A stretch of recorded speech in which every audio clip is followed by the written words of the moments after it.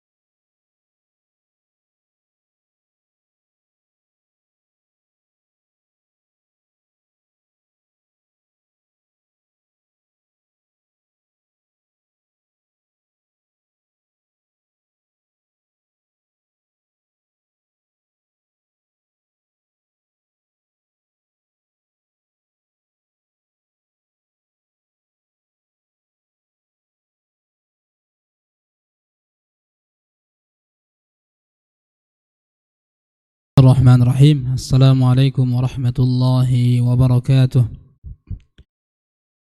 Innal hamdalillah nahmaduhu wa nasta'inuhu wa nastaghfiruh wa na'udzu billahi min shururi anfusina wa sayyiati a'malina. Man yahdihillahu fala mudilla lahu wa man yudlilhu fala hadiya lahu. Asyhadu an la ilaha illallah wahdahu la syarika lahu wa asyhadu anna Muhammadan abduhu wa rasuluh. Amma ba'du, jamaah salat maghrib, azzakumullah bil islami wa bil iman. Semoga kita senantiasa dimuliakan oleh Allah karena iman kepada Allah dan karena Islam. Saya ingin mengingatkan kepada kita semua sebuah ayat dalam Al-Quran. A'udzu billahi minasy syaithanir rajim. Bismillahirrahmanirrahim. Wa ma kana al-mu'minuna liyanfiru kaffah. Falawla nafara min kulli ta'ifatin minhum liyatafaqahu fid din wa liyunziru qaumahum idza raja'u ilaihim la'allahum yahzarun. Artinya, tidak layak semua kaum mukminin itu pergi berjihad. Kata Allah, falaula nafara min kulli ta'ifatin min kulli firqatin ta'ifatun minhum liyatafaqahu fid din. Seyogianya sebahagian kaum muslimin itu pergi menuju majelis-majelis ilmu, mendalami agama Allah, perbaharui amalan-amalan melalui ilmu. Qala Allah wa qala Rasul sallallahu alaihi wasallam, waliyunziru qaumahum idza raja'u ilaihim la'allahum yahzarun. Dan supaya mereka mengingatkan keluarga mereka, kaum mereka, ya, sanak saudara, kerabat, mengingatkan akan azab Allah, memberikan kabar gembira akan surga Allah subhanahu wa ta'ala, dan mereka takut kepada Allah subhanahu wa ta'ala. Ayat ini memberikan motivasi kembali kepada kita untuk senantiasa memperdalam agama Allah Subhanahu wa taala, tentunya dengan mendatangi majelis-majelis ilmu, ya. Taib, dan semoga ayat ini menjadi inspirasi besar bagi kita, ya, untuk terus semangat, terus ikhlas dalam belajar agama Allah Subhanahu wa taala. Kemarin kita sudah belajar tentang hadis-hadis tentang air, ya, tentang mandi di air yang tenang. Kita jelaskan semuanya secara detail. Alhamdulillah.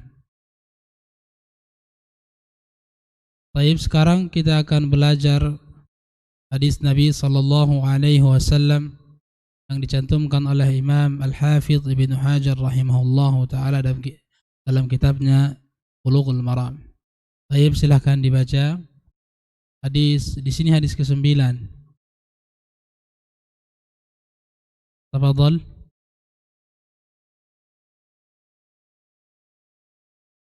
Biasanya disuruh baca itu nunduk, kirain tafakur, khusyuk. Ternyata takut juga. Biasa. Baik, silakan. Ustaz Beni, tafadhal. Tafadhal.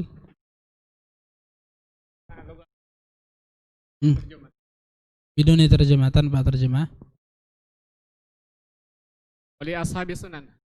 Wa an rajulin sahiban Nabi sallallahu alaihi wasallam. Ini hadis ke-9.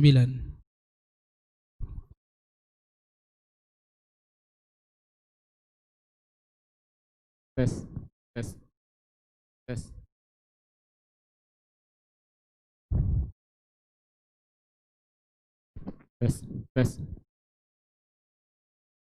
Wa an rajulin sahiban nabiyyi sallallahu alaihi wasallam qala naha Rasulullah sallallahu alaihi wasallam an taktasila al-mar'atu bi fadlir rajuli. Ada Ustaz? Sahih, terus Awal rajulu bi fadlil mar'ati wal yaktarifa jami'an. Akhrajahu Abu Dawud wa Nasa'i wa isnaduhu sahih. Terjemahkan, Pak. Tafadhal.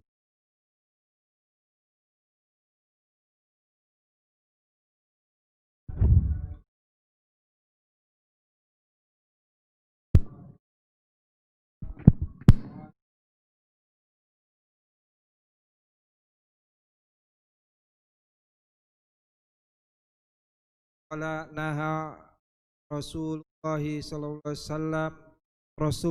sallallahu alaihi wasallam melarang antak tasilal mar'atu fadlir rajuli, agar tidak mandi dari bekas, agar seorang wanita tidak mandi dari sisa seorang laki-laki.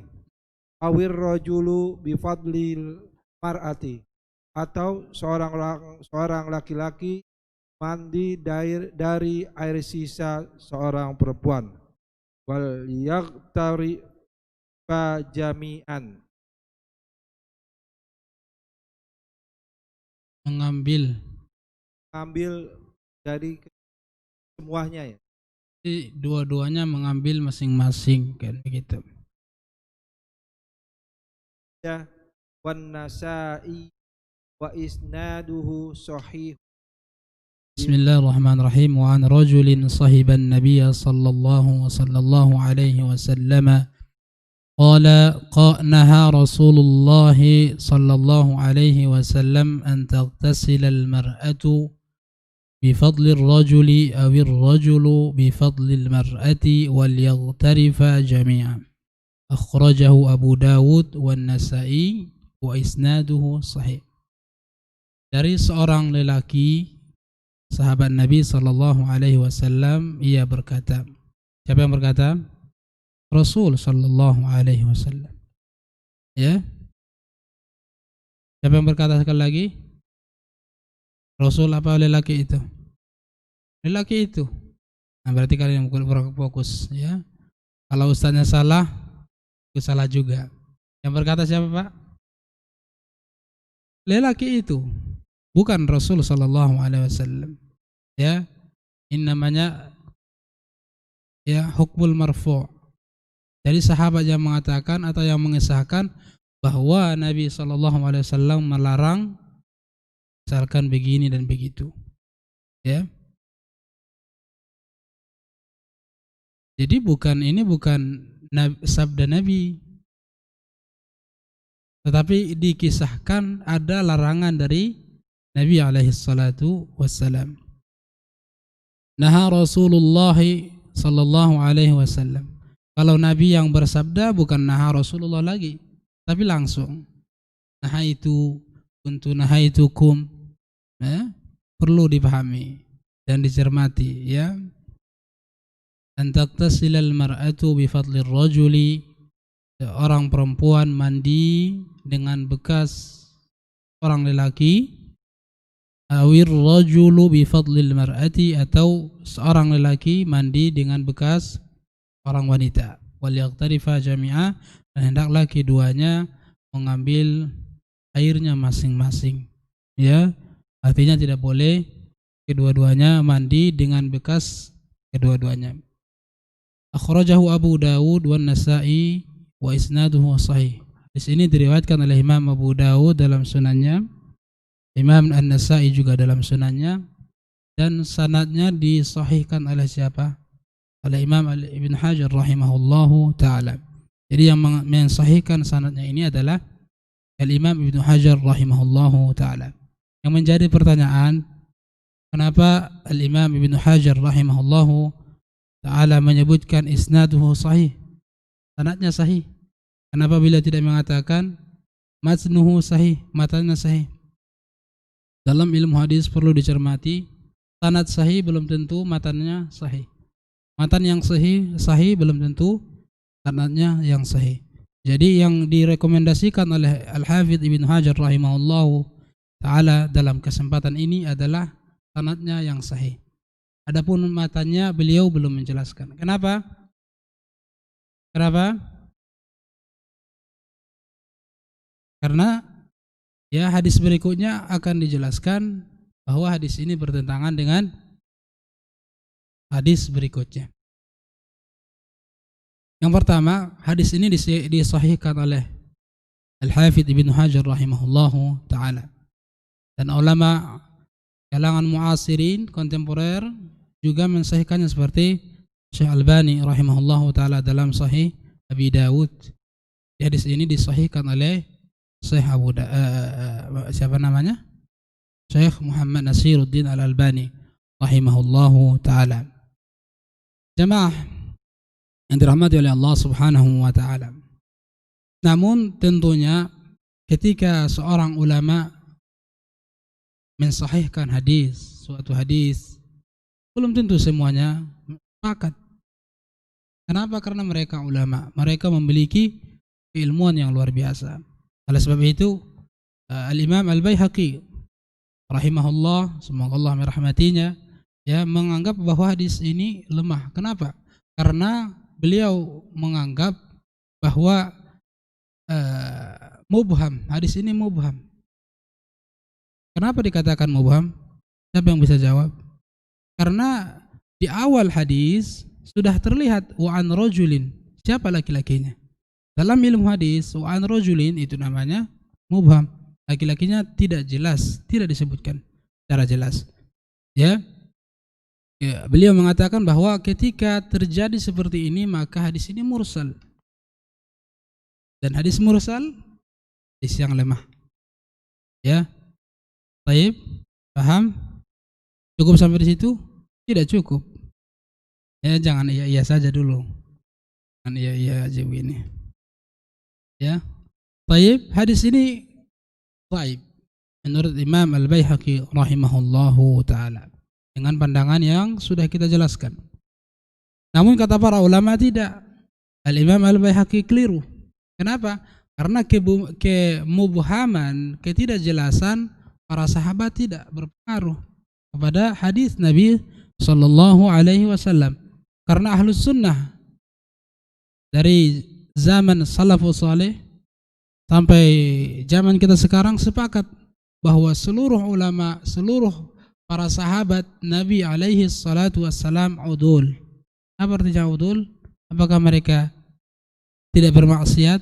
Apakah mereka tidak salah? Tidak begitu maksudnya.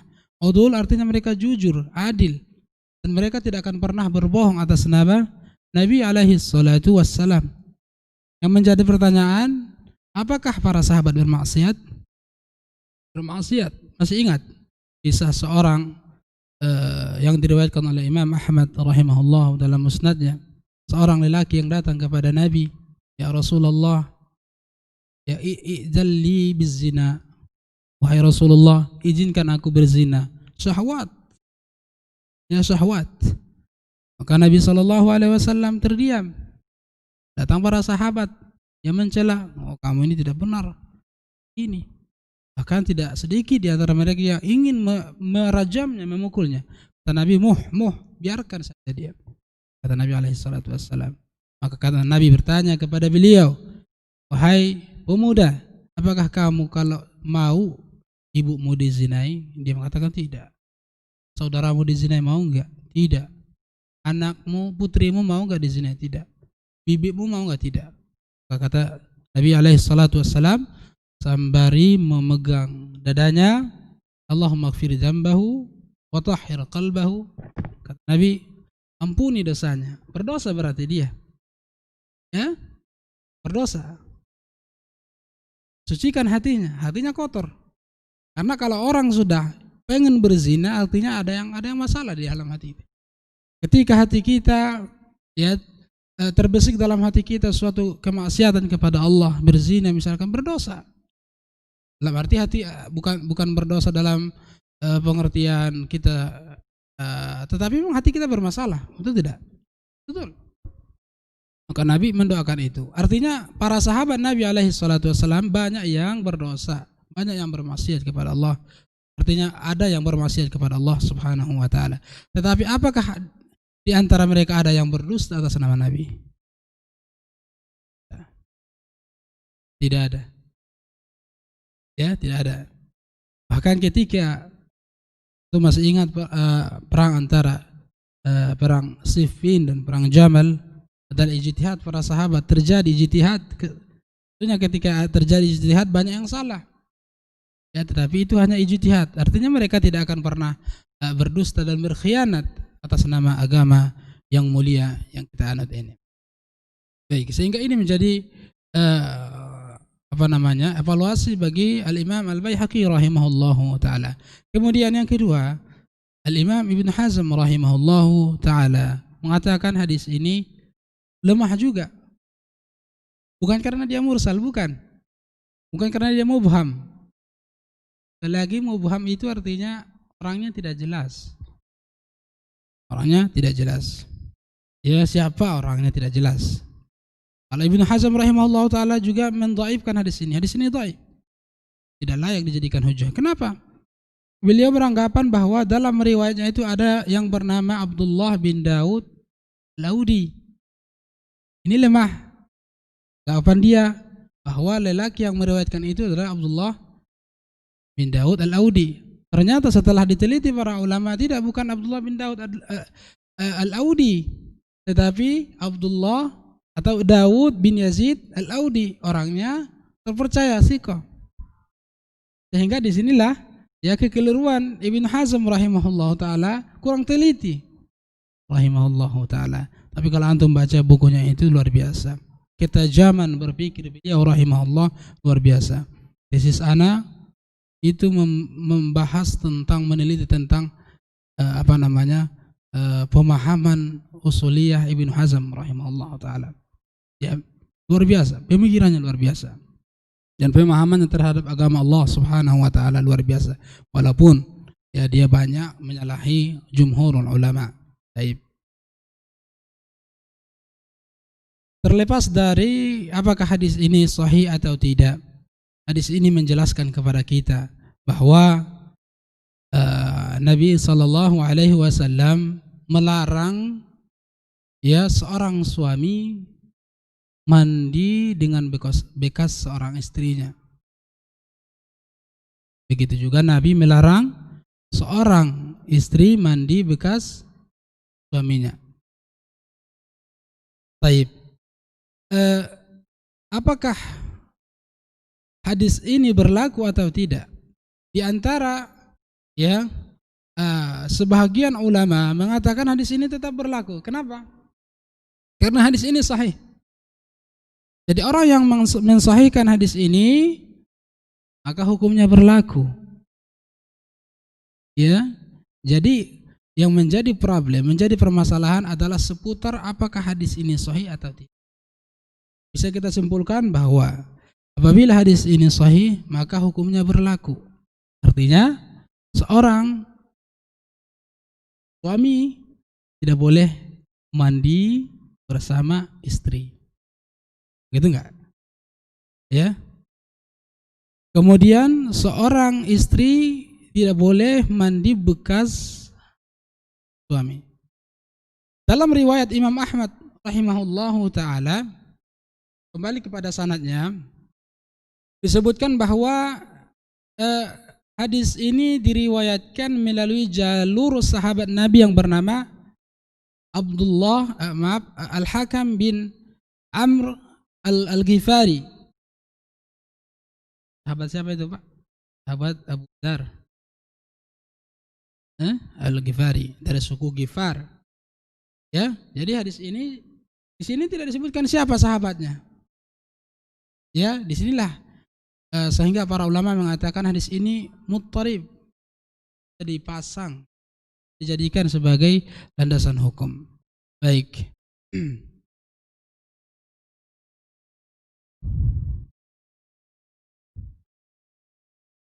Namun sebagian ulama yang mengatakan bahwa hadis ini dhaif tidak bisa dijadikan hujah, sehingga ini menunjukkan bahwa kembali kepada hukum asal.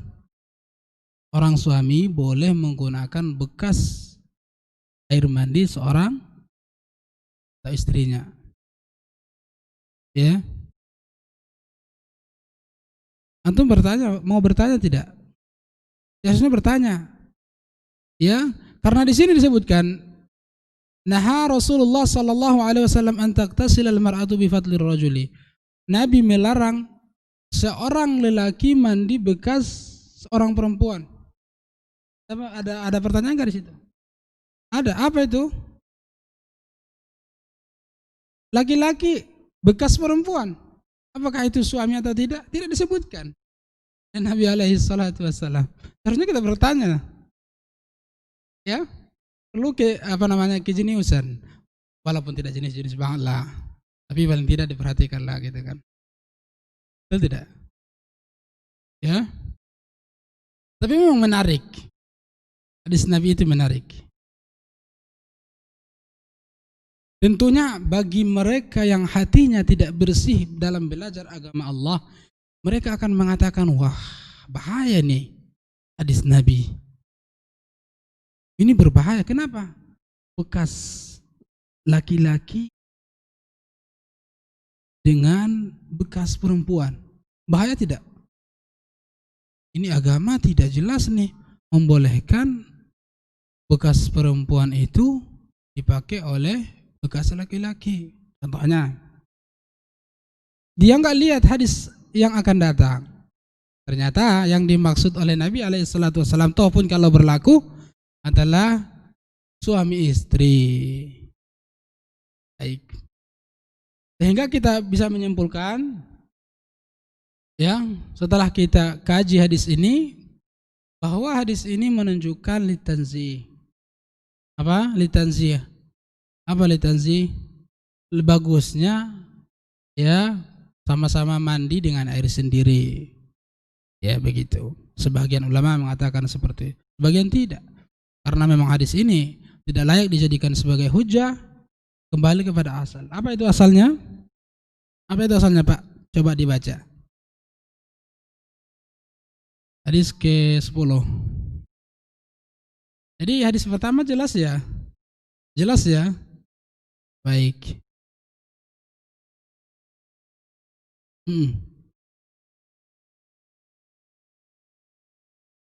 Wa an wa an Ada ibni ya wa an Ibnu Abbas wa an ibni Abbasin radhiyallahu anhuma anna nabiyyi sallallahu alaihi wasallam kana yaghtasilu bi fadli Maimunah akhrajahu Muslim.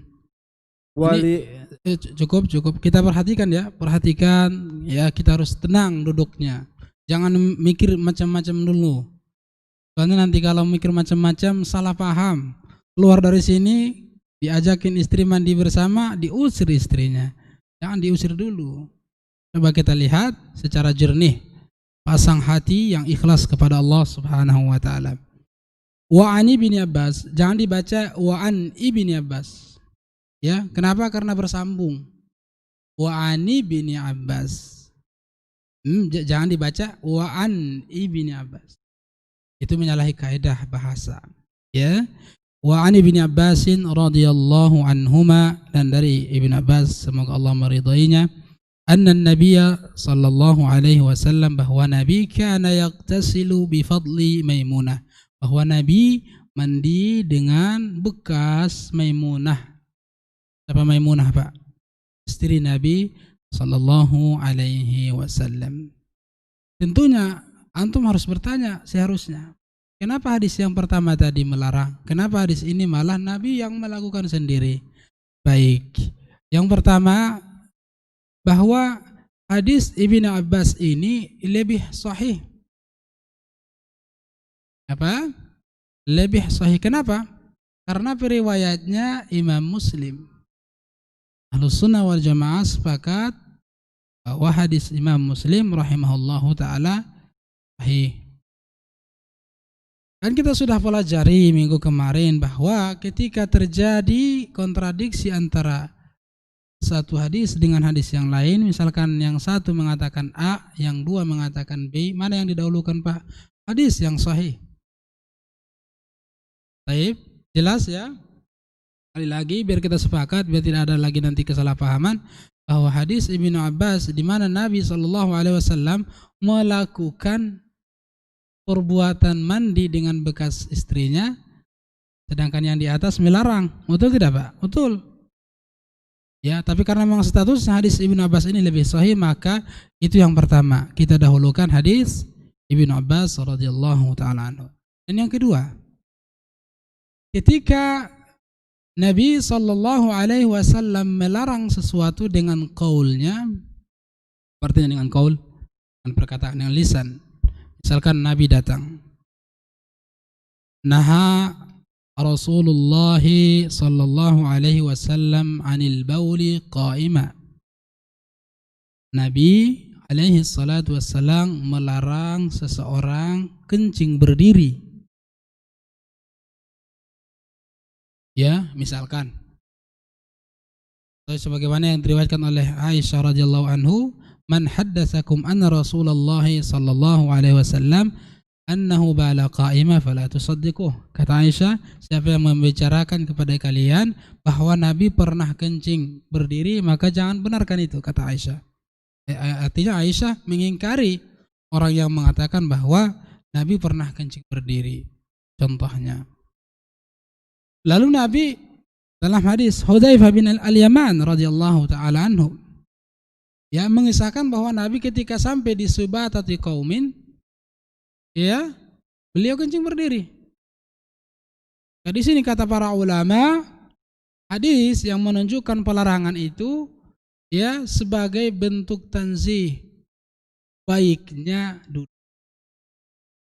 Ya, keutamaan atau lebih utama duduk. Lalu kenapa Nabi melarang itu?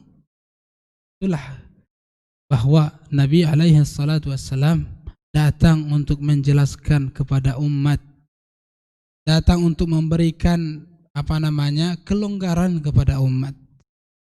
Kalau kamu terpaksa harus berdiri, berdirilah. Ya, buktinya apa? Buktinya Nabi alaihi salatu wassalam berdiri. Ya, juga Nabi sallallahu alaihi wasallam bersabda, atau dalam suatu hadis disebutkan, naha Rasulullah sallallahu alaihi wasallam anis syurbi qa'ima. Nabi melarang kalau minum itu jangan berdiri. Suatu ketika Nabi minum berdiri. Bagaimana? Maka di sini para ulama ada dua jawaban. Yang pertama, kalau minum air zam-zam itu sunnahnya berdiri. Nah, Nabi sallallahu alaihi wasallam ketika minum itu yang diminum apa? Air zam-zam. Yang kedua, ya, Nabi sallallahu alaihi wasallam minum berdiri karena memang situasi dan kondisi tidak memungkinkan untuk duduk. Hingga kalau kita pilih ahsannya, bagusnya minum duduk. Ya, dari sinilah kata para ulama menyebutkan bahwa perbuatan Nabi alaihi salatu wassalam dengan perkataan Nabi tidak pernah bertentangan. Sekali lagi, perbuatan Nabi dan perkataan Nabi tidak pernah bertentangan. Maka kita menyimpulkan di sini, ya, anna Nabi sallallahu alaihi wasallam kana yaghtasilu bi fadli Maimunah, bahwa Nabi alaihi salatu wassalam mandi dengan bekas Maimunah, zaujun Nabi, istri Nabi alaihi salatu wassalam. Dan banyak riwayat yang akan kita sebutkan bahwa Nabi itu sering mandi dengan para istrinya. Ya, nah dari sinilah kata para ulama, hadis yang di atas itu muttarib, goncang, ya, tidak jelas arahnya kemana. Ya, bahkan tentunya ini bertentangan dengan kebiasaan Nabi alaihi salatu wassalam mandi bersama istrinya. Ya. Kemudian hadis ini dikuatkan oleh sebuah hadis yang diriwayatkan oleh ashabus sunan, Abu Dawud, An-Nasai, At-Tirmidzi dan Ibnu Majah. Coba dibaca.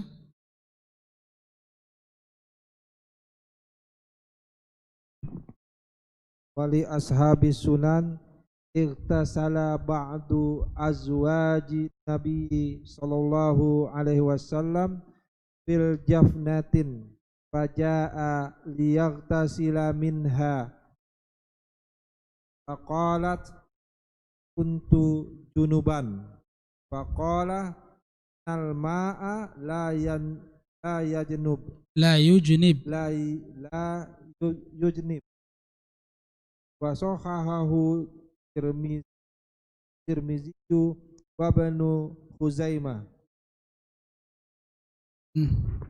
Bahwa diriwayatkan atau dikuatkan hadis yang diriwayatkan oleh ashabus sunan, ya, bahwa Nabi sallallahu alaihi wasallam mandi atau suatu ketika istri-istri Nabi mandi, ya, di satu tempat mandilah, ya, bak, ya, faja'a liyaqtasila minha, karena tadi sudah bekas para istri Nabi, Nabi juga ingin mandi, ya. Faqalat inni kuntu junuba, maka siapa yang berkata ini?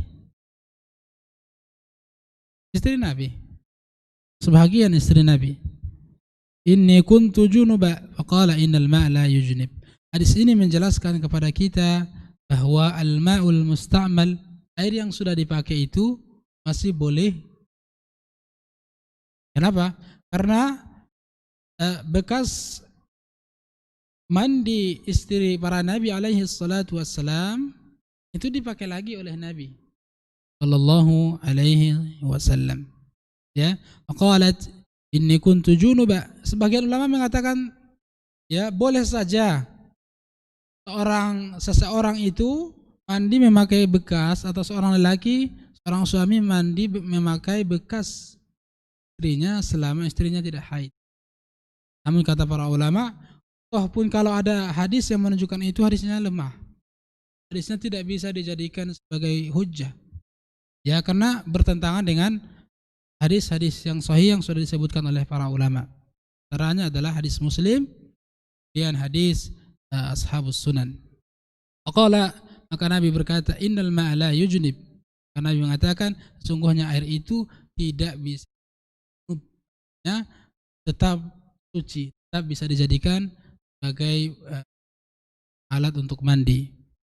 Wa sahahu Tirmidzi wa Ibnu Khuzaimah. Hadis ini disahihkan oleh Imam At-Tirmidzi dan Ibnu Khuzaimah. Kemudian ya, hadis ini disahihkan. Kemudian ini sesuai dengan apa yang diriwayatkan oleh Imam Muslim dalam hadis Ibnu Abbas radhiyallahu taala anhu. Ada pertanyaan, Pak? Ada pertanyaan? Naam.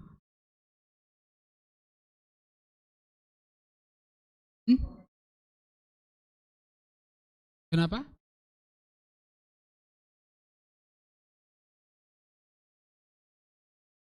Ketika Rasul sallallahu alaihi wasallam berdiri, apakah beliau kesulitan untuk duduk? Yang pertama, ini hanya ijtihad para ulama. Itu yang pertama. Kemudian ketika Nabi melakukan ya sesuatu itu menunjukkan bahwa itu boleh. Soal kesulitan atau tidak kesulitan itu ada ijtihad para ulama. Ya, ijtihad para ulama. Hadis yang mengatakan bahwa naha Rasulullah sallallahu alaihi wasallam an qauli qa'ima, bahwa Nabi melarang kencing jangan berdiri. Katakan para ulama hadis ini bermasalah. Kenapa bermasalah? Hadisnya dhaif. Ya, yang menjadi pegangan para ulama yang menunjukkan bahwa tidak boleh kencing berdiri adalah perkataan Aisyah. Baik. Namun Aisyah radhiyallahu taala anhu, apakah dia mengetahui semua apa yang dilakukan oleh Nabi ketika keluar? Tidak. Karena Nabi alaihi salatu wassalam ketika pergi bersama sahabat Nabi, terkadang Aisyah tidak ikut.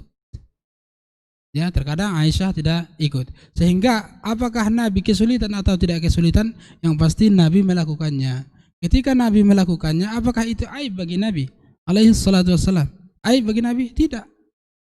Kenapa? Karena Nabi itu datang untuk menjelaskan umat. Ketika Nabi alaihi salatu wassalam lupa suatu ketika salat asar, apakah itu aib bagi Nabi karena Nabi lupa?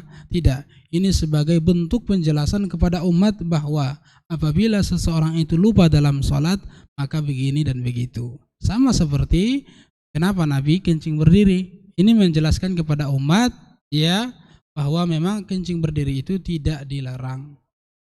Ya, namun tentunya harus kita perhatikan juga, ya, karena orang yang kencing berdiri terkadang tidak memperdulikan percikan-percikannya, sehingga apabila ada percikan-percikan itu, tentunya akan kena najis.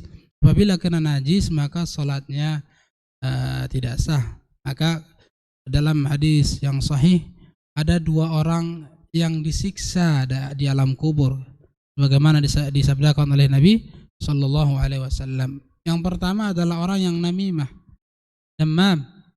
Apa itu? Orang yang suka mengadu domba, diazab di alam kubur. Dan yang kedua orang yang kencing itu enggak bersih. Ya, enggak bersih. Maka saya sarankan di masjid-masjid jangan buat toilet berdiri. Ya, jangan buat toilet berdiri. Kenapa? Karena kalau toilet berdiri ada kemungkinan ada percikan-percikan, sehingga antum kalau kencing bisa ada percikannya, kemudian salat kita tidak sah. Ya, karena kalau ada kencing maka salatnya tidak sah. Wallahu a'lam. Tetapi ini adalah prinsip dasar seorang mukmin. Ketika Nabi melakukan sesuatu itu, yang pertama itu menunjukkan boleh.